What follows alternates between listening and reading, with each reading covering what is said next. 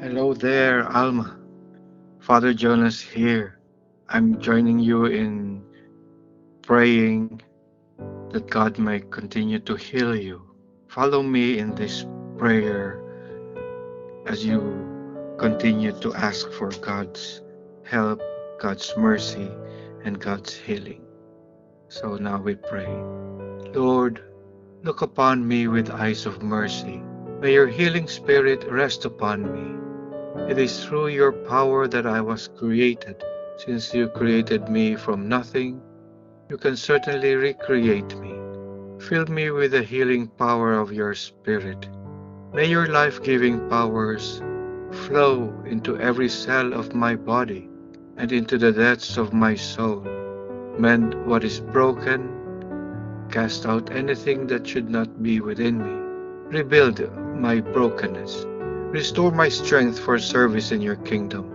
Touch my soul with your compassion for others. Touch my heart with your courage and infinite love for all. Touch my mind with your wisdom, that my mouth may always proclaim your praise. Teach me to reach out to you in my need, and help me to lead others to you by my example. Most loving heart of Jesus. Amen.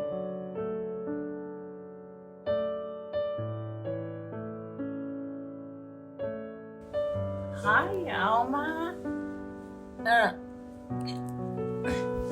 Hi, Alma. This is Hideko. Hi.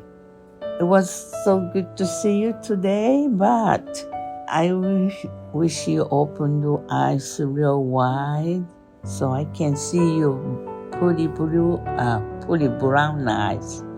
You have such a beautiful skin, and we came all the way from Ohio to see you, and you'll get well soon, very soon, okay? And we're gonna have tempura, we're gonna have pancit, adobo. I'm looking forward to you get well, okay? Then we're gonna sing the song tomorrow with Maria. You like that song, don't you? Wish you sing with us. Yeah? Okay, I see you tomorrow. Good night. Oyasumi nasai mean good night in Japanese. Okane arimasu ka mean you have money. You know that one, don't you? Okane nai, you say. Okay, good night.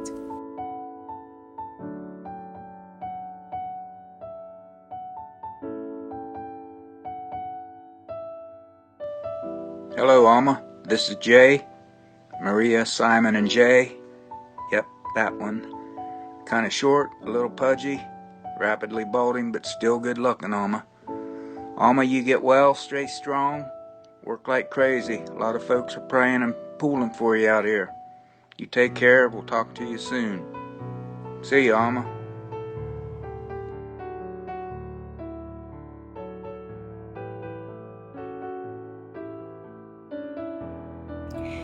Good morning, Alma. Ano ngayon? June 6th. So, gusto ko sana sabihin sa'yo, magpagaling ka na kagad. Kasi, para makauwi ka na sa Ohio. Kasama natin si Micah. And then, I was going to say, alam kong lumalaban ka eh. And every day that passes, habang lumalaban ka, palakas ka ng palakas. Yung recovery, mga alalahanin yun, hindi ka namin pababayaan. Lalo na si Maria. Diyan lang ako sa tabi-tabi. Basta magpagagaling ka na. Kumanta-kanta ka na. Sa looban mo. Alam kong nagdadasal ka kasi mapamanalangin ka naman eh. So today, yung last day namin dito, pero pabalik naman kami kaagad. Kinaisip ka namin lagi. Tapos, ang dami nagdadasal. Pati mga kapatid ko nagdadasal. Tapos yung psalm call ko, yung convene, yung Mga estudyante ko, pati mga estudyante ko ba nagdadasal ka? Kinakamusta ka? Alam nila kasi tuwing nakakaalis ako, syempre, di ba Sunday, Monday lang naman yung turo ko. Tapos, pwede ako maglakbay. Basta mapakagaling ka lang. Kasi madami pa tayong tatawanin. Alam mo, nung isang araw nga di nandito ako tahimik. Kasi, syempre, wala sa bahay. Hindi ko inaasikaso sa bahay. Dito lang ako. Si Maria may Zoom call. Tapos si Hideko may meron din siyang Zoom call sa instruments niya. So, may I play on my phone. Habang nagpe-play ako sa phone ko, ang dami ko yung mga pictures nating nakita sa California, sa Las Vegas, ang dami nating olive and lime. Tapos yung kumain tayo sa Patascala, yung sa Mexican restaurant. Nung birthday ko, hindi pupunta tayo. Ang dami nating mga picture. Buti na lang. Yun nga pinapadala ko kay na Ate Odi, kay Annalie. To remember, sila din for sure nagdadasal yun sa'yo. So, ang daming nag-root sa'yo na gumaling ka. Kasi alam namin na gagaling ka kasi alaga ka ni Lord. Ang importante yung desire mong gumaling. Alam kong gusto mo pang umuwi ng Pilipinas, si Mama, si Annalyn. So, pakagaling ka lang. Marami pa tayong kakantahin, marami pa tayong kakainin. Marami pa tayong mga bisyo. Nandito lang kami. O siya, basta. So, pinagdadasal ka namin, dear Lord. Ipinauubaya po namin sa'yo si Alma. Alagaan niyo po siyang mabuti. Alam namin na habang nagpapanghinga ang katawan niya, ay inaayos niyo po yung kanyang lahat-lahat para gumaling po siya. Bigyan niyo po siya ng kapayapaan na hindi siya masyadong magsistress, huwag siya masyadong mag-aalala. Alam namin na mahal niyo siya. Alam namin na mahal ni Alma yung mga kapatid at mga gulang yung mga kaibigan niya. So marami pa pong maraming escapades na mararanas sa future. So marami pong salamat, Lord, sa pagpag-upaya niyo kay Alma. Ingat po. Marami pong salamat in Jesus' name. Take care.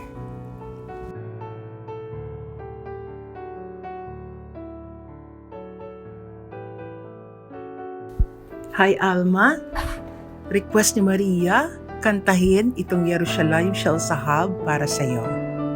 Listen. Abir harim zalı kayayin Bereyok oranim Nisaberua kaarbayim Imkol paamunim Ubetar de matilan ba even Shubya bakalama Ha'ira sherbadat yoshevet Ubeliva Yerushalayim shel sahav Beshel nekoshet Beshel or Halolikol Shirayi ani kidnor Yerushalayim shel sahav Beshel nekoshet Beshel or Halolikol Shirayik Omni Kidor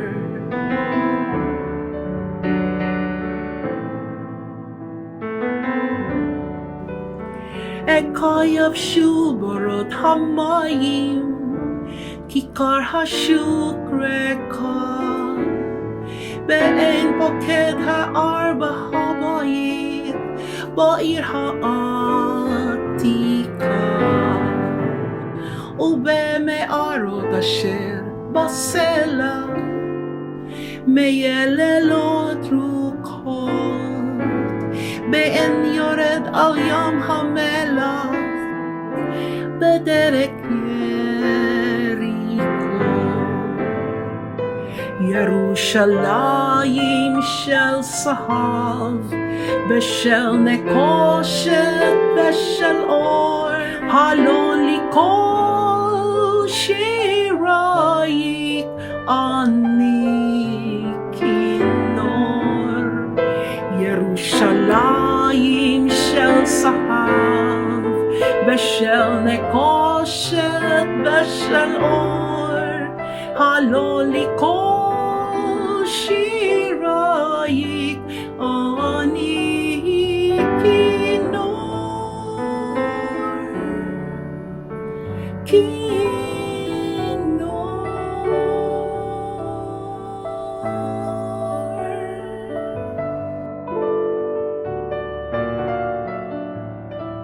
Hi Alma, Shalom. Yes, you are in sickbed confinement right now, but that is not permanent. You are so vulnerable, you are now feeling spiritually as it might fixing your mind on God's truth, especially His promises. Yes, it's not easy, especially with that condition. Na tayong Diyos lamang ang nakakaalam why He allowed that to happen. Remember always, Alma, God is merciful and just. Praying always for His miracle for your healing. God will give you another chance for your health back recovery, for we assume that is not permanent. Sa perception ko lang, God just wanted you to have a serious relationship to Him by having continuous meditation and contemplation to Him alone. We really cannot fathom God for His thoughts are not our thoughts and His ways are not our ways. Confinement in a sickbed is not really easy. It's a serious condition na posibleng nagpisikas in so many things. Sa pamilya, kaibigan, alam mo Alma, God loved you so much kasi binigyan ka niya ng higit pa sa isang kaibigan at mga kapatid na handa kang ipagtanggol at pagmalasakitan, handang samahan ka saan ka man pumunta. Kasi nandyan si Patch, ang kapatid ko si Maria, si Heidi, mga angels mo na di ordinaryong tao. Lagi natin alalahanin, God is just. He's the one who controls and knows everything, sees everything that we cannot hide. Especially the reason behind why, bakit ka nagkasakit. Di ka man makapagsalita ngayon, God sees and knows everything. Yes, may mga consequences sa lahat ng iniisip at actions natin. But always remember, God is merciful and just. As we all praying for you, God loves you. At mas kasama mo siya ngayon. And yes, Alma, that is a hospital bed of having close time, relationship with the Lord. In that very special health condition, you are right now. Posibleng gusto lang ng Panginoon na makipag-usap, makipagkwentuhan ka sa Kanya. Surely He will listen. And surely He will always talking. He is always talking to you, Alma. Be attentive that you may hear the small voice of God in your mind, in your heart, and in your soul. Peace of God who resides within you, beyond the center of your heart. Nandyan siya palagi kasama mo in every minute of your life. Tell all your desires, worries, over every disappointments, pain you feel right now, that Maria and Patch and Heidi will always there for you sincerely. Hindi lamang nananalangin for your past recovery, for your past miracle recovery, kundi they're doing all things that concerns you. Nakasisiguro kami, nakasama mo palagi lalo na sa panahon ngayon ang Panginoon. May His miracle of healing be upon you. Shalom Aleichem. In everything, Alma, whatever situation, just give praise to God. Over everything. God hears righteous prayer. Surely He will take charge and knows what is best for you and for us. Peace be upon you, Alma. Shalom Aleichem. Healed, be healed. Shalom.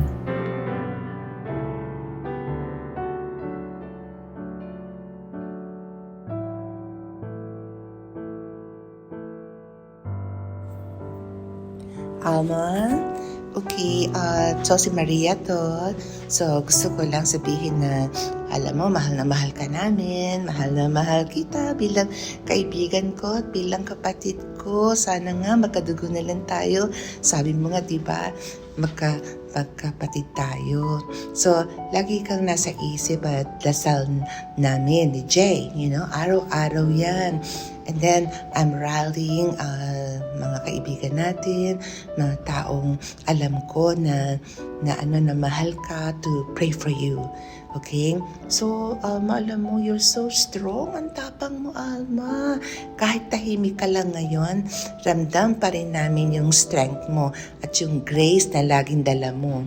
Sana nararamdaman mo kung gaano ka namin kamahal ng pamilya mo, ng mga kaibigan mo, at syempre ng Panginoon.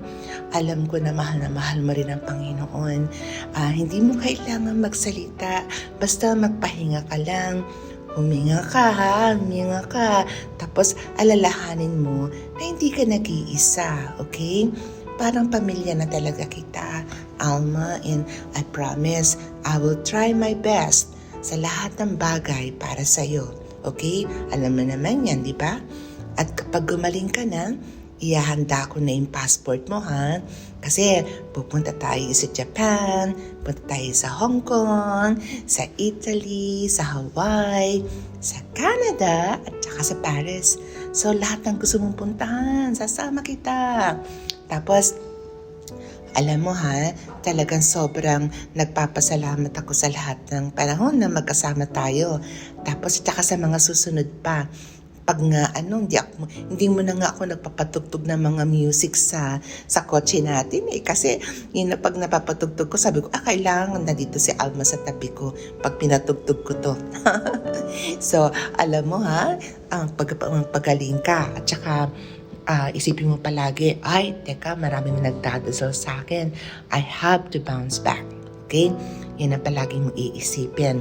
Mahal na mahal ka ni Micah, ni Hideko, ni Mike, ni Jay, ni Simon. Sabi ni Simon, my ninang Alma. So, even Simon is praying for you. So, always you have to know that. You have to know that. Deep in your heart, you know na ganyan ang gagawin ko pag ikaw ay nasa ganyang kalagayan at hindi ako makahintay na gumaling ka, okay? At gagaling ka, alright? Alright, Alma, God bless you, and I'm gonna see you soon, alright? Okay, bye my love, musical!